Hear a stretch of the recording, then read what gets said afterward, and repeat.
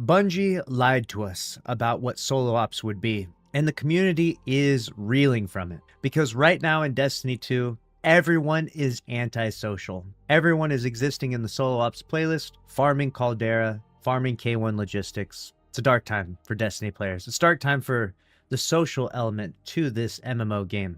So what was solo ops initially meant to be? We're going to cover that today. I find it so funny that solo ops were initially advertised to also be played with friends, and yet Bungie completely threw it out the window. So this is the initial, what solo ops was initially meant to be.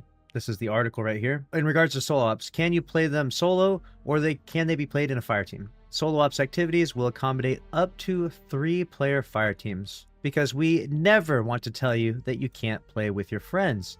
And that would also be a problem, right, Bungie? Considering that the power grind right now is so long, like it takes so many hours, that you're going to see people playing the entirety of Edge of Fate from start to finish solo. It's a big issue. It's a big issue. There are some people that obviously are optimized more and will achieve that much faster and then get back into playing with friends. But for a good majority of people, you're just playing alone, especially if you're trying to hit that 450 mark, or soon to be 550 with Ashen Iron. We're working on a system to automatically scale up the difficulty of the encounters based on your fire team's size. What happened to that? However, if you want to play with other people, fire team ops are going to offer the more efficient path to getting better gear. Now that was a lie. The test results determined that was a lie, because fire ops is significantly less efficient of a path right now. In fact, those two should be completely inverse, I think. I think that you should be able to level up solo, so that way, if, for example, your friends aren't online yet, you can jump in Destiny 2, you can play solo, and you can level up, but you should definitely be incentivized to play with friends, or at least play like in a matchmaking setting and level up more efficiently that way, right? Like we should push people to building friendships and experiences with each other versus existing solo. At least that's my opinion. One of the biggest pieces of criticism with the game lately has been how lonely it's been feeling, because we have Kepler plus Paleheart being solo only, solo ops forced to being solo only, previously communicated that it could be played with friends. And to be fair, a lot of people criticized the new exotic mission back in Final Shape that was the dual Destiny. Everyone was hating on that, so Bungie, they get feedback no matter which way they go. If they make the game too solo, people are mad.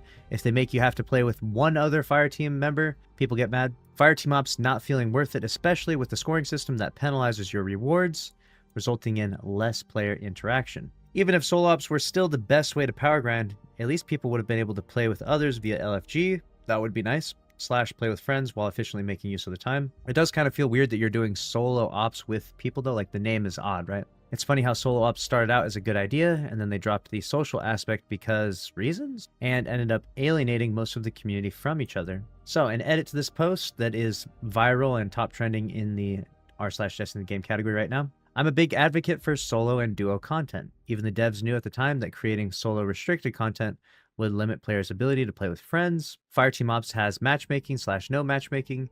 It's customizable whether you want to do a strike solo, duo, or trio. Massive win, similar to Paleheart Overthrow, solo, private, duo, trio, or match-made trio. If solo ops had the same treatment, I feel like the playlist as a whole would have been a lot better off as well and fit with the rest of the system. I agree, solo ops being restricted to just solo is a big problem. At the minimum, duo fire team size would have been nice, and people would have been able to power grind efficiently with friends in some way. Caldera, Conflux, Skywatch, K1 Logistics all seem to complement duo play.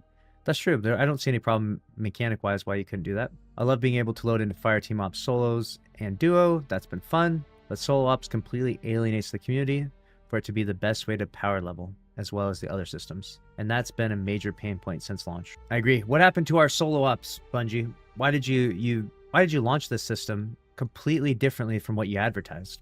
You said there'd be up to 3 players in solo ops, and that's not what happened. And now the entirety of Edge of Fate is going to feel really weird, unless Bungie is cooking up a big change with Ashen Iron. Hopefully they are, because this is getting a ton of attention.